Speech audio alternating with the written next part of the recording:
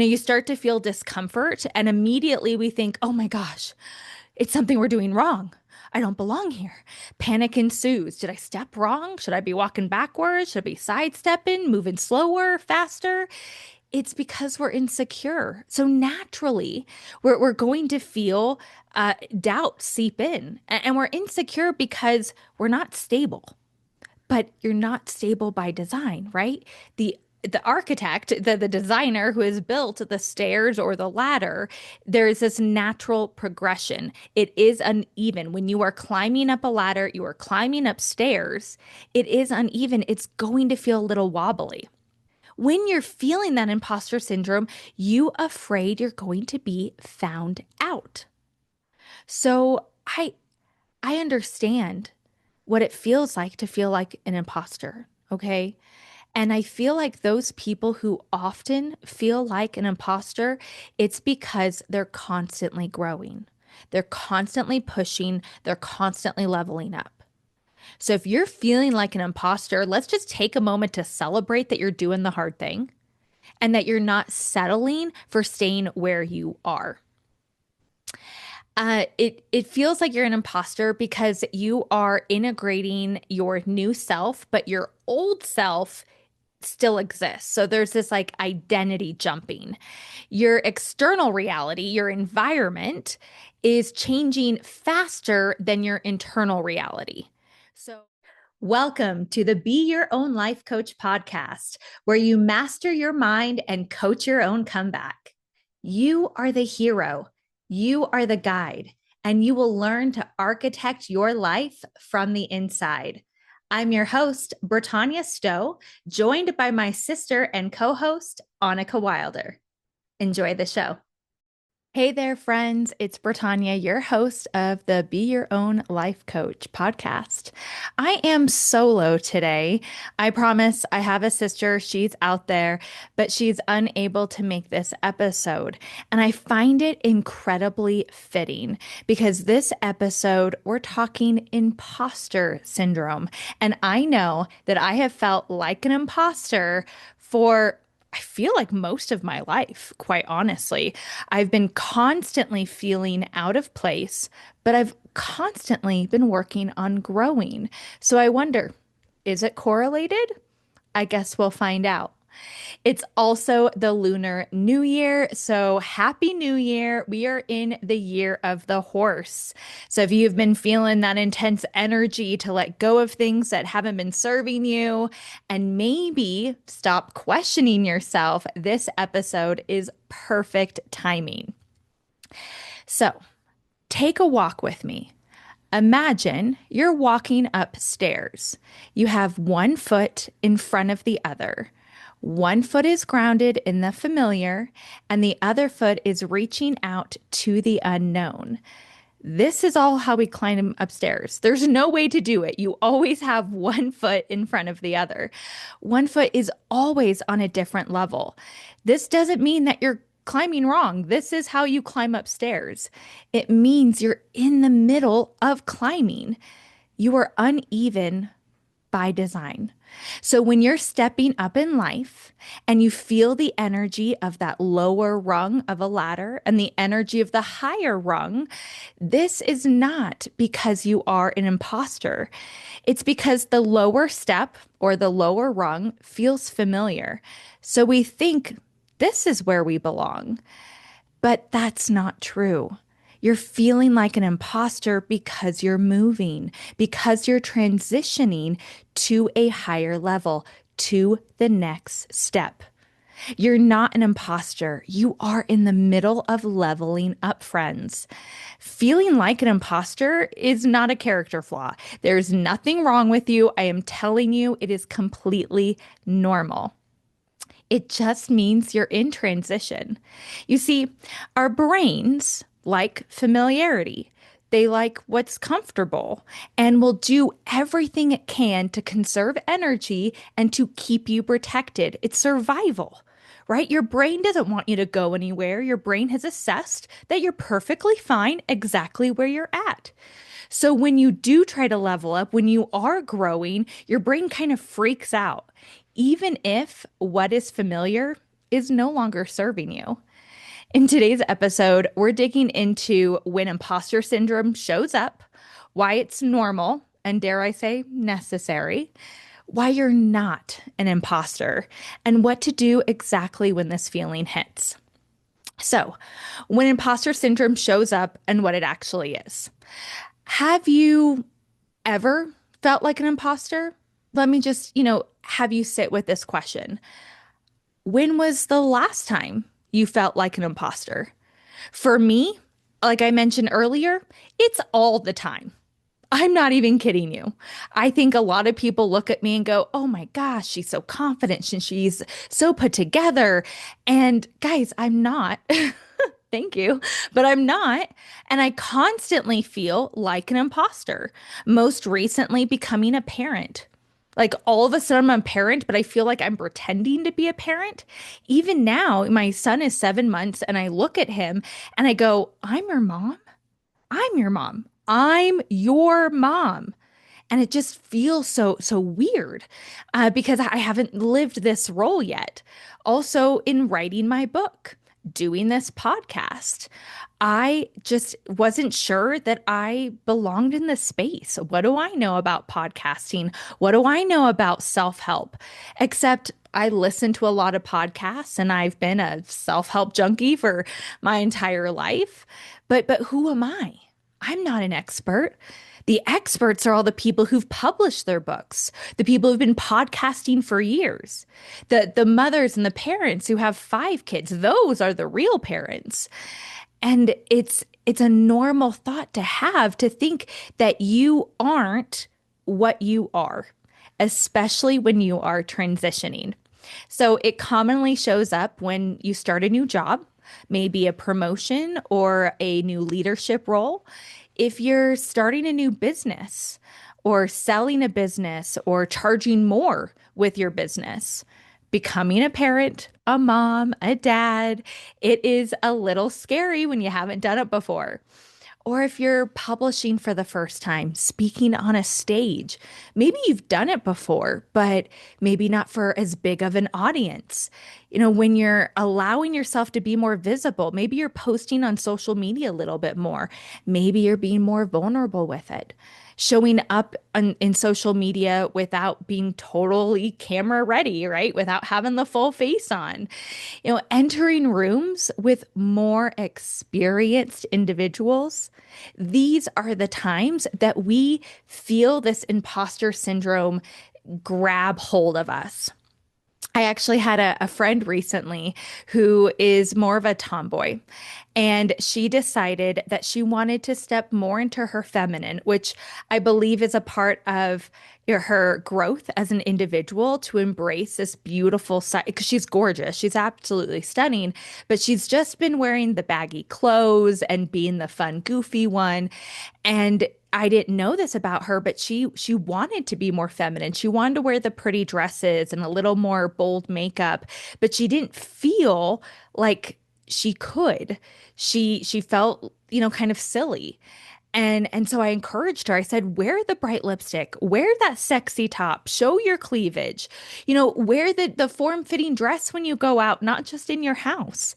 And it's gonna be uncomfortable because you've identified for so long as this tomboy, as this person who doesn't do these things.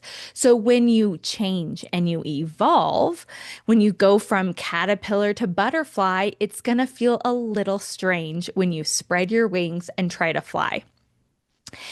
When you are no longer what you were, but you have not fully settled into who you are becoming, is when imposter syndrome shows up. And because you're not fully settled, that feeling is unsettling. So doubt starts to creep up and we start to question, are we worthy? Are we even qualified? And what's crazy is not only are you qualified, but the feeling starts to creep up only after you've started to prove yourself, only after you started to level up and prove your competence. Feels kind of backwards, right? If you stayed exactly where you were, never took that next step, you wouldn't feel imposter syndrome. So, what is imposter syndrome? The reward for breaking free and expanding?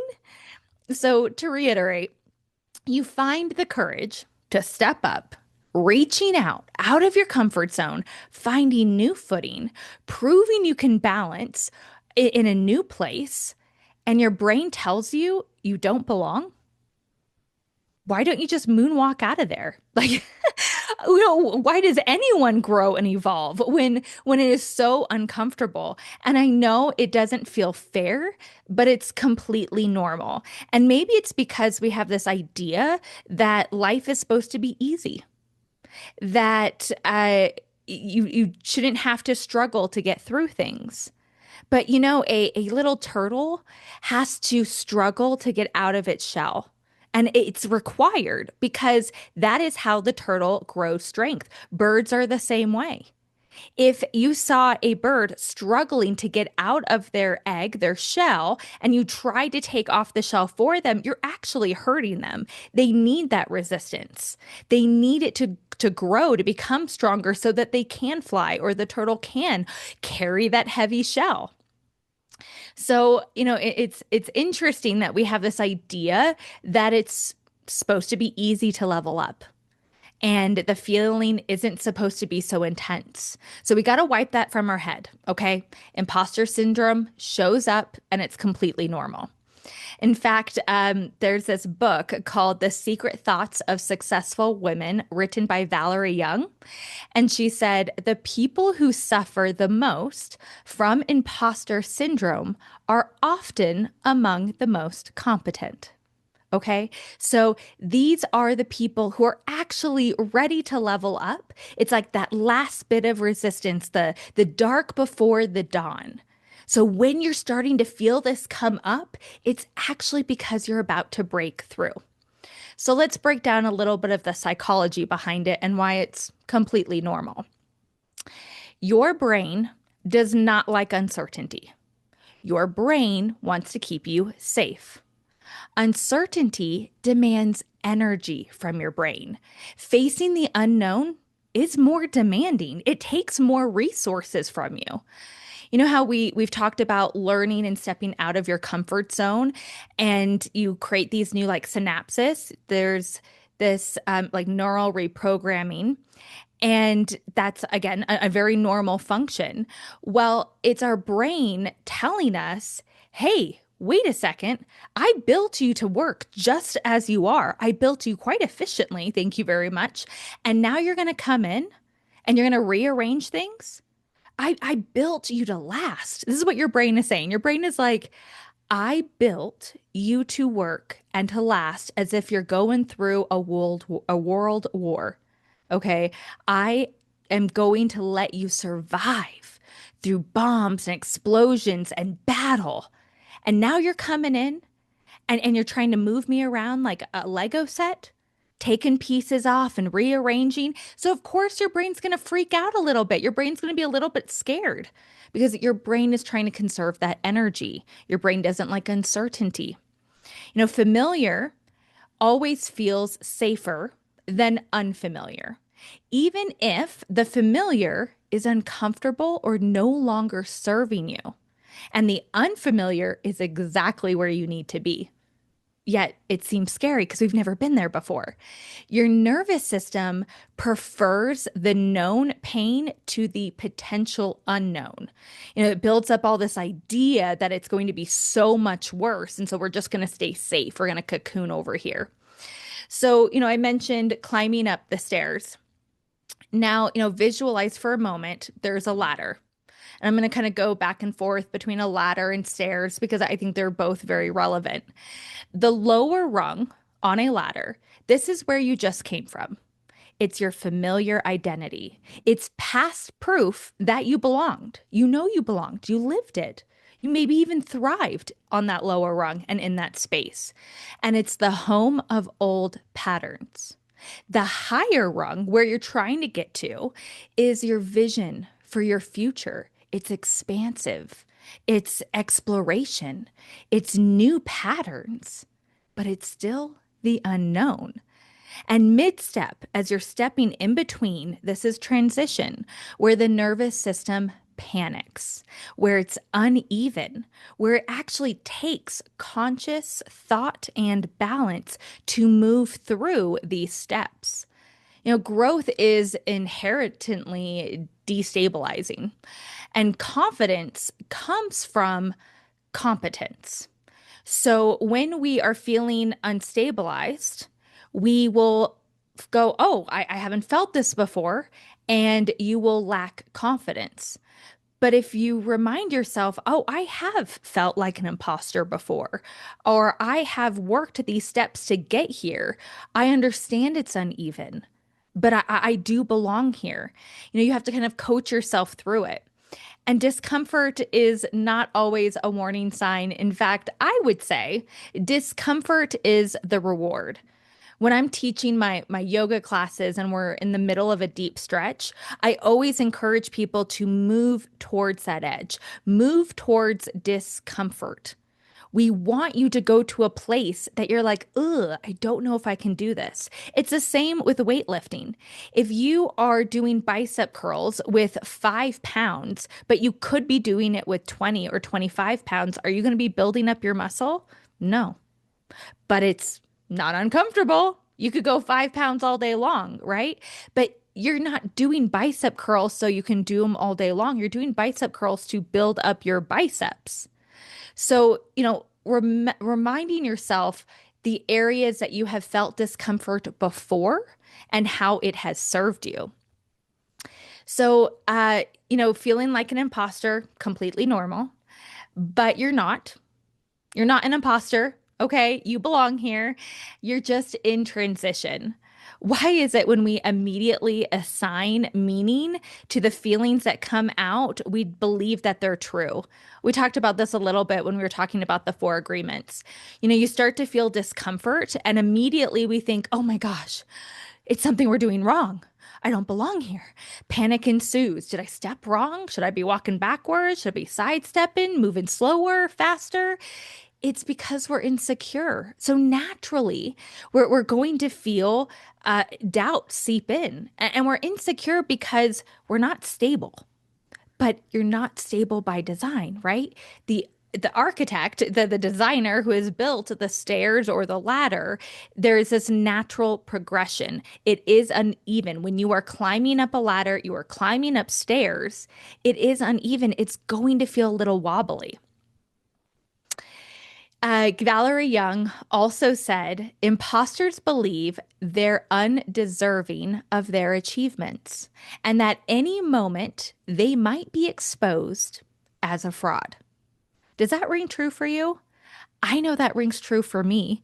Anytime that I would mention my book, not that long ago, but even a couple of years ago, because I've been working on this darn thing forever, I would kind of say it under my breath, or I would list everything else I'm doing. And then if they keep asking questions, I guess I'll mention that I'm working on a book because I want to play small, because I don't feel like I'm worthy of writing this book. Who am I? What have I accomplished? Why do people want to listen to what I have to talk about? And I guess I'm scared that someone's going to be like, really? You're writing a book. What is it that you have to say? And then all of a sudden you're on the spotlight and you're like, I just want to help people. I do have a lot to say and I just want to share. I just want to share what I have been through, what I've overcome. And I know I'm not the only one. When you're feeling that imposter syndrome, you afraid you're going to be found out. So I understand what it feels like to feel like an imposter, okay? And I feel like those people who often feel like an imposter, it's because they're constantly growing. They're constantly pushing, they're constantly leveling up. So if you're feeling like an imposter, let's just take a moment to celebrate that you're doing the hard thing and that you're not settling for staying where you are. It feels like you're an imposter because you are integrating your new self, but your old self still exists. So there's this like identity jumping. Your external reality, your environment, is changing faster than your internal reality. So you could might get a promotion and you're like, oh, wow, I move into a different office. I have more money. And all of a sudden you're like, did I do the internal work to deserve this? I don't know. Did I? I don't remember. I've been just, hustling away. And so you start to doubt yourself because all of a sudden something has abruptly changed externally and it triggers you internally. Oh, this doesn't align anymore. You start to feel maybe like a round peg in a square hole. And your mind is trying to catch up to the environment, to your body or the new role or the responsibility. And you just don't feel ready. You you often wait until you feel ready, right? You're like, "Oh, yeah, I've been working at this for 7 years and I think I'm ready to suggest to my boss that maybe I could go for a promotion." If they're looking for someone, 7 years? If you do that, the landscape has completely changed. Your industry probably has changed. Maybe your role is now obsolete. Okay. Don't wait that long. If you wait till you're ready, it won't happen. And remember, it's not one and done. You've probably felt like an imposter once in your life. You'll probably feel like it again. No one climbs stairs with both feet on the same step. Growth, climbing up a level will always require a moment of imbalance. But remember, it's temporary. It's a moment. I don't know why we always think everything is so permanent. We're constantly moving. Heck, we live on a planet that is moving all the time. The weather is constantly changing. The shadows in the day just as the sun moves. Like well, I guess it's us moving, but you know what I mean. So there's always change. And yet we're so shocked when things don't stay the same. What is that? Now, we've established that being an imposter is completely normal, and there's not a ton you can do about it. In fact, it's a good thing. It means you're growing, it means you're pushing yourself. But there are some things that you can do to make this time even harder on yourself, right? You can make yourself kind of suffer through it more. And so I'd like to break some of those down for you. Valerie Young also said, instead of acknowledging their own capabilities, imposters tend to attribute their success to luck, timing, or have fooled others. So if you're starting to feel like this is luck, or you've tricked everyone, or somehow like the world just aligned and you slipped through and no one noticed, you might start to self-sabotage by doing some of these things. And so I'm going to list a few of them, and I encourage you not to do these. The first is comparison. Ugh, comparison. I know. We do it all the time. Do not compare yourself to others, and don't even compare yourself so harshly to yourself. Maybe you handled a transition, quote unquote, better in the past. You are a different person now than you once were. You're a different person even while you are transitioning to become the person you're going to be. So don't beat yourself up by comparing. What's that phrase? Comparison is the theft of joy. And we know how social media works, and life is a lot like social media. Maybe you're not comparing yourself to your best friend's social media page, but is your best friend telling you all the intense emotions and the doubts and the roller coaster that is their life? Maybe not. And so you may be getting a highlight reel even in conversation. And you are not the same person. You don't have the same parents, the same genetics, the same environment. So stop comparing. It is always going to be apples to oranges or apples to carrots or apples to salmon, something so far different. Okay? Stop doing that to yourself. The other thing I'd like you to stop doing is perfectionism. You aren't perfect. I'm not perfect, but you aren't perfect. Sorry. Sorry to break it to you. And worrying that you need to be perfect, that you could be perfect if you would just, is exhausting. It's exhausting to be around those people, frankly, but it's exhausting for your brain. It actually zaps your brain. Your brain will try so hard. And already you're using energy your brain doesn't want you to be using to be leveling up, to be transitioning. And now you're going to put perfectionism on top of it. That's going to halt you. You will run out of energy and you don't have that extra energy to waste on worry. Seeking perfectionism will paralyze you. And when you are immobilized, when you are in a time of movement, not only does it stop you, does your momentum cease, but it causes chaos in your nervous system. I also want to encourage you to stop silencing yourself or living in secrecy. I don't know why we feel ashamed to be feeling this imposter syndrome. Again, it should be something we celebrate. It means you're growing, you're transitioning.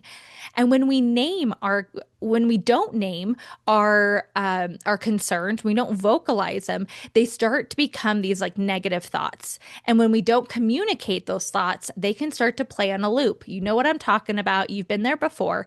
And when that happens, you will start to self-sabotage and convince yourself that you are an imposter because you have no sounding board. There's no one to tell you, oh, actually, I feel that way too. And so you just go, yep, I'm definitely an imposter because, XYZ. And if you're looking for evidence to prove that you are an imposter, you'll find it. You'll find it because that's how we work. So don't stay in silence. Communicate. Let someone else know that you're going through this. And then they'll be like, hey, you know what? I am too. Or I was just feeling that way.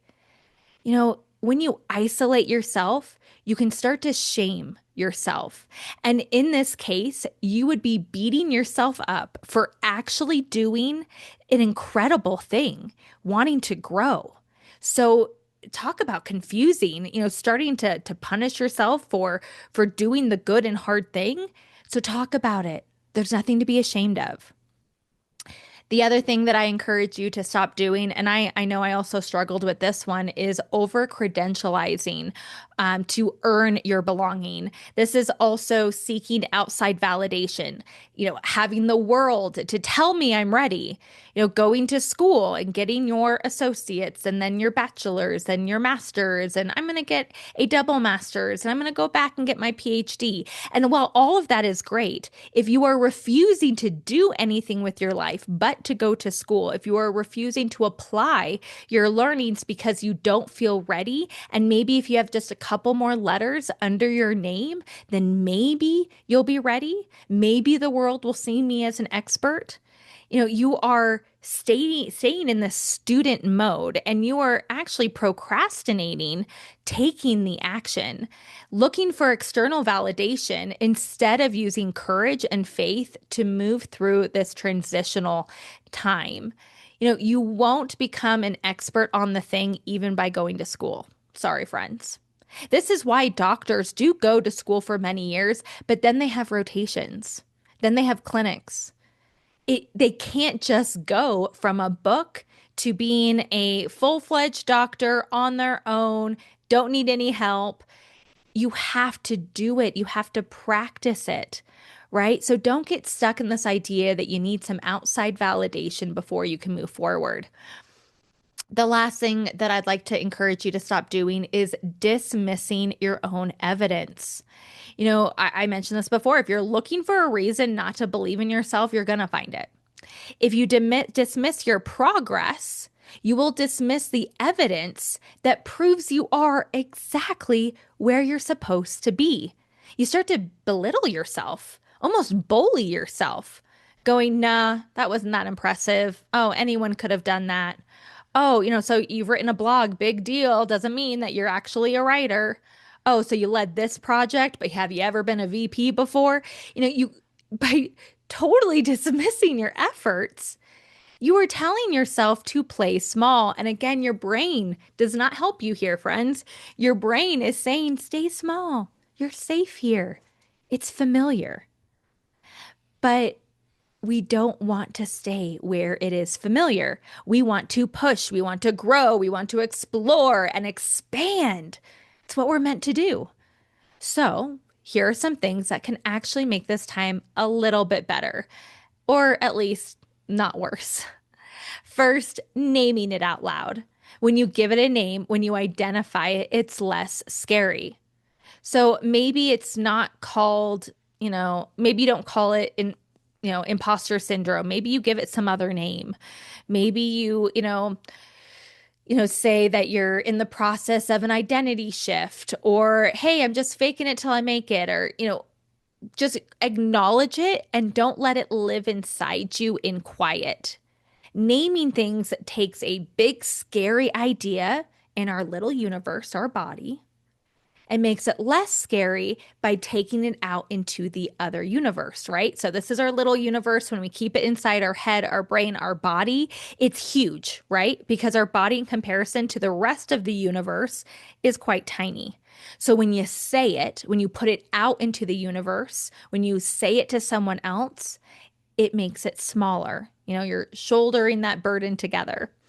Also, tracking your evidence or your progress. Look at how far you have come. Look at what you have done to get to this point. So, it's the opposite of what we said earlier. Instead of dismissing your progress or your evidence, you're going to count, you're going to journal, you're going to acknowledge it. And put more weight on the facts than on your feelings because, feelings are temporary. So, what are the facts? What have you done to get here? Take time to list each. Look at each thing as helping you prepare you for the next step or the next phase. This helps you better understand that this too is a phase, a transitional period, and it allows you to take some little wins and build that confidence by building your competence. Mentorships and mirrors. Lean on your mentors, and this will help you seek expertise from the right people. Now, again, we're not looking for the outside validation. We're looking for the people that we're going to be, right? Those that you are wanting to mirror. Look into their stories. Maybe you're not able to sit and talk to them because one of the people you're trying to emulate, died 150 years ago, or you don't have their number. Maybe they're famous, but look into their stories. And if you can, ask them, have you felt this way? What did you do? Were you on the brink of a breakthrough? Did it last a long time? Did you freeze? Did you still move forward? Ask some questions and even look at yourself and look at the past, evidence that you have gotten through some transitional times. You have maybe felt like an imposter before. Heck, maybe be the mentor towards yourself, asking your past self, hey, how did you go through this? This is all about coaching yourself, friends, right? So ask yourself, when's the last time you felt like an imposter? And what did you do to make it easier? And how long did it last? And how did you celebrate when you finally felt like you belong? I also encourage you to stay in the room, to shine instead of shrinking. Never let anyone dull your shine, my friends. Do not excuse yourself from the spaces that you have been fighting to get into just because you don't feel ready to be there. You don't want to be the smartest person in the room. And if you are the smartest person in the room, you're in the wrong room, friends. You are in the wrong room. If you don't if you how do I say it's not fake it till you make it. I know I said that briefly, but it's make it till you make it. Okay? Take one step forward, walk into that room, smile. When you feel like an imposter, maybe you feel like an imposter because, you haven't published your book yet. I bring up this because it's definitely how I have felt. That doesn't mean I immediately forget how to smile or shake hands or greet people or have a intellectual conversation, right? So continue forward doing the things you know how to do. Make it by making it. And again, letting the feeling exist without restricting movement. When we are running, okay, I used to run. I ran a marathon. I ran, I don't know how many, probably like 100 5Ks and 20 half marathons. When you're running, you get tired. You do.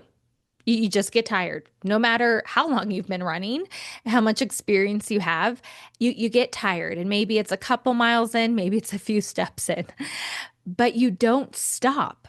Because when you're training for a marathon, you've decided, okay, today I need to run 3.5 miles. On Wednesday, I am running 8.5 or whatever your training schedule will be. And you just don't give up because you're feeling tired. You push through. You do it tired. You do it scared. Feeling like an imposter doesn't mean you stop. It actually means keep going. Stop waiting to feel comfortable to move forward because the only way forward is through. Susan Jeffers titles her book, Feel the Fear and Do It Anyways. I don't think she needed to write a whole book. Just that title is exactly what we need to hear. But she goes on to say the only way to get rid of the fear of doing something is to go out and do it. Do it.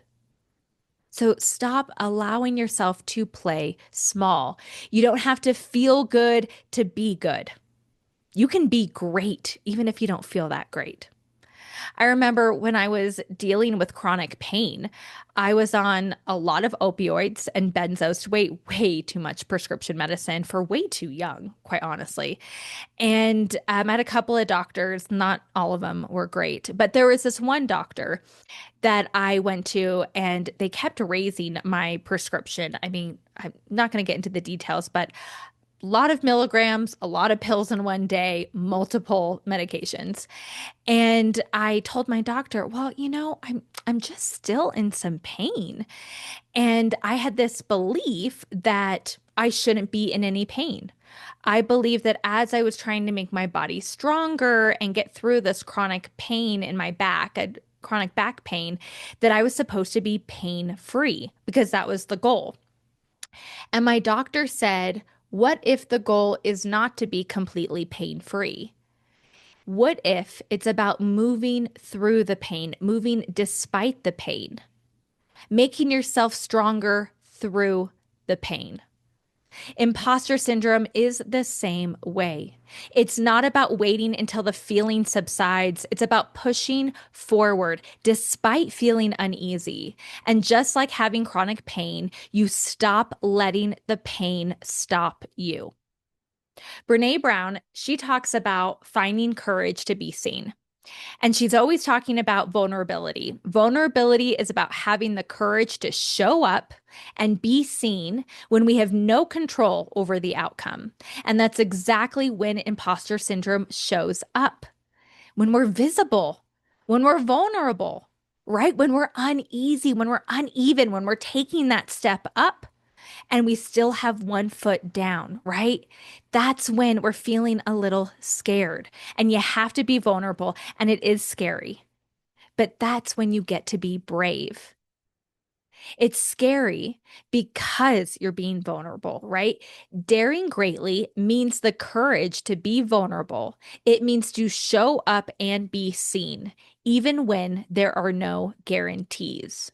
That's Brene Brown. But I say you don't need some other expert to tell you to show up. You can show up for yourself. You can move through. You can see yourself. You don't have to allow anyone else to see your journey except for those that you trust. But I encourage you to move through your journey intentionally. Research constantly shows that those who struggle with imposter syndrome are actually high performers, are probably achieving more than most. You're probably doing a lot more good than you realize. You're probably helping a lot more people, contributing to the world more, a better parent than you realize. So give yourself a little bit of grace, right? In today's Coach Yourself segment, well, we've been kind of coaching you throughout the whole process. But I want to break down, some actionable steps that will help you if you're currently struggling with imposter syndrome. First, name the step. Where in your life are you mid-climb? Are you mid-step? Take a moment to answer that to yourself. Where are you in the middle of that transition? Now locate the feeling. When you say it out loud, where does that imposter feeling come up? Is it in your chest? For me, I often feel it in my chest and in my throat, which are my usually my most open chakras. So when I feel tightness with my chest and my throat, I can tell there's a misalignment in my body. I am not being authentic to myself. Separate fact from fear. Ask yourself, what evidence proves you belong here? Not what evidence proves you don't belong. We can find that. But what evidence proves that you belong right here? Then reclaim the narrative. Stop, drop, and roll. Stop that negative thought. I don't belong here. Drop it. Just out of your vocabulary. You're not going to say it anymore. And then roll out a more positive thought like, I am leveling up. I'm exactly where I belong. And I am in the middle of becoming. It's powerful. Your words are powerful. Be impeccable with your words, my friends. And then take an action step. Talk to a friend, speak up. Be vulnerable and let them know that you are feeling like an imposter. Even if you don't feel like you need the support right now, maybe they are feeling like an imposter and they needed you to speak up to help them have the courage. Share your work. Maybe you're not ready to publish a book, but maybe you can do a podcast. Maybe you're not ready to, be the VP of a company because that promotion hasn't come, but you can share that you are seeking opportunities and maybe the ideas for the growth of the company and allow yourself to stay visible. There is no set time for being in transition. It will take as long as it needs. But if you decrease doing the things that make it worse, like comparing yourself or waiting till you're ready, and instead be present in the discomfort of leveling up your identity, you will find you will be on the higher step before you know it. And everything you do prepares you for everything you do.